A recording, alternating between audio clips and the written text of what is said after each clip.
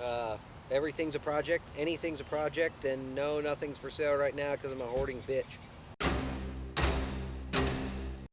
My name's Paul.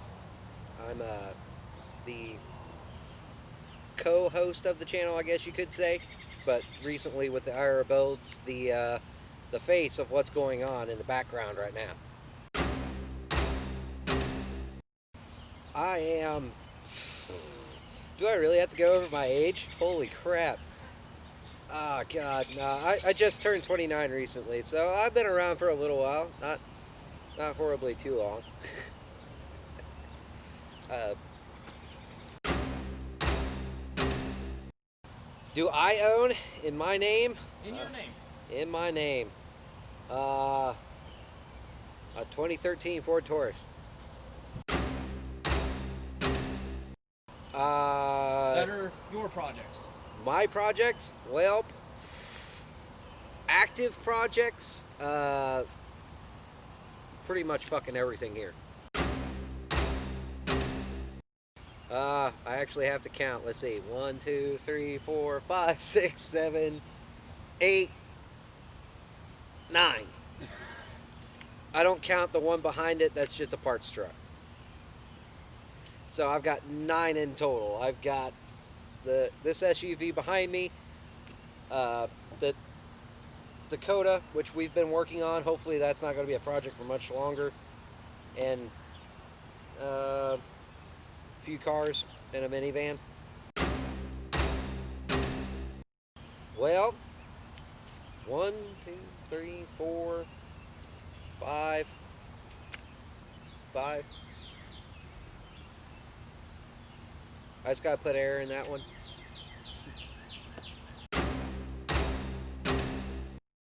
I'm a heavy duty mobile diesel mechanic. So I work for a company where we lease trucks, and basically you could think of me as a glorified lube bitch. So I get to drive around a 26,000 pound box truck every day and change oil and filters on our fleet. It's a wonderful job, and I make good money doing it.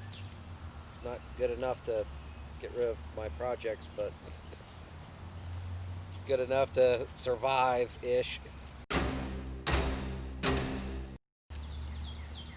Ooh, that's a tough one because I actually have quite a few projects I really enjoy. Um, right now, I would have to say my favorite would have to be the Saturn. Uh, the truck, I'm kind of frustrated and about disheartened enough to give up on it. The RX, the convertible, that's a long-term project. Let the engine sit around too long because I didn't have a good harness, so I got to rebuild that engine. Sourcing parts for that's going to take a while. So that one's going to be a long-term labor of love. The SUV, it's a daily driver. We drive it every day now that I've got a key. So other than that, yeah, the my favorite project so far has been the Saturn. Right after that has been the Dakota because of the liberties we've had with both of these cars to actually play around and get everything going on them. This one, it's not as much of a project. About the only things we've actually really done is install a switch pack, the CB, which we had the CB last year, and the light bar and roof racks, which I have to go over and fix because we broke shit taking it apart. The Dodge is a 1985 W250 Ram. So the W meaning it's a four-wheel drive, three-quarter ton truck. We're running right now. We've got a Dana 60 out of a 98 in it, and actually pretty much a lot, if not going to be all the 1998 Dodge 2500 parts. So it's got a Dana 60 full floater in the back, which I could tell you, holy fucking cow, is that thing heavy compared to the 9 1/4 that was in that truck. It's built way sturdier. It's got a Dana 60 front in the old truck that we still need to convert over. We're going to do a crossover steering system on it, and it's just going to be my four-wheel drive trail rig. So it's going to be kind of a combination of high trail, sort of like you see a lot of Jeep guys and that doing, and some pre-running, some dune stuff, some higher speed things. So that truck's going to get a lift. Right now, I think I'm just going to keep it with the spring suspension. Just get a set of Devers or Nationals to make me a set of good high travel springs. Nominally 16 to 18 inches of wheel travel is what I'm looking for. It's probably going to get Fox shocks because Kings are way too goddamn expensive for me to actually put on the truck. So remote reservoir, it's going to get a cage, but that's after we can get the body fixed. The cab is in really bad shape. It's got 3 out of 4 mounts broke, and there's not much left of it. The best case scenario, I do have a good rolling frame and engine assembly. It's got the Magnum 360 or 5.9 liter V8 out of the 98, and attached to it is a 46 RH. So it's not the electronic transmission, it's actually the prior year transmission for it, which was still hydraulically controlled. It's just got an automatic overdrive and torque converter lockup kit in it. It's got 410 gears for the front and back rear ratios. Well, it will. And other than that, it's been kind of a fun, quirky project. I've had this truck forever. It was my grandfather's truck, brand new in '85. He custom ordered it, but the old drivetrain was just wore out. It was burning a quart of oil every 2 days. It didn't want to run. It was getting time for a refresh. So when we found out the frame and the truck behind it was bad, uh, my brother graciously is like, you know what? We've got two really rough trucks. Let's try and make a really good truck out of one of them. So we went with the one that has an okay frame but a shot body. So that's my '85 Power Wagon in a nutshell.